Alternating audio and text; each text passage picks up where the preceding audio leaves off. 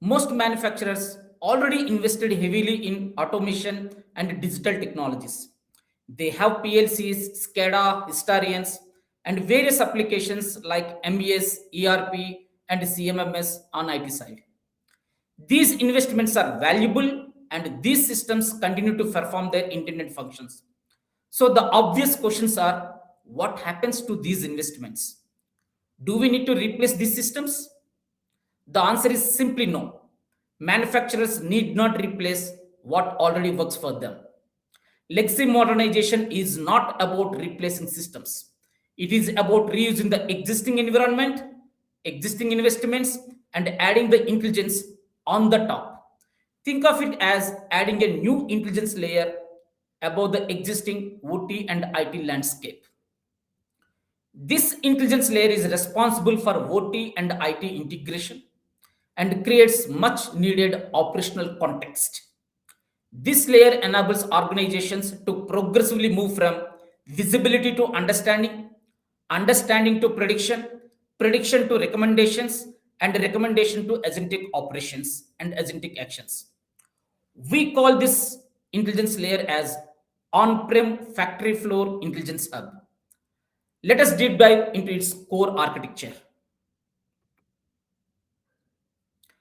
This slide shows the future factory architecture built around on-prem factory floor intelligence hub. The journey usually starts on the left. Here you find existing assets like machines, robots, PLCs, SCADA, sensors, motors, conveyors, utilities, and cameras, whatnot. These systems continuously generate massive operational data. On the right hand side, you find enterprise IT systems such as ERP, MES, and CMMS, quality systems, and other business applications. These systems provide the business context needed to make informed decisions. At the center of this architecture is the on-prem factory floor intelligence hub. Think of this as digital brain of the future factory. Its role is very simple. It brings together the operational data from the plant floor and the business context from the IT systems into a single intelligence layer. Once this foundation exists, manufacturers can progressively move through these 6 stages we discussed earlier. The first stage is connect. Here we bring OT and IT information together.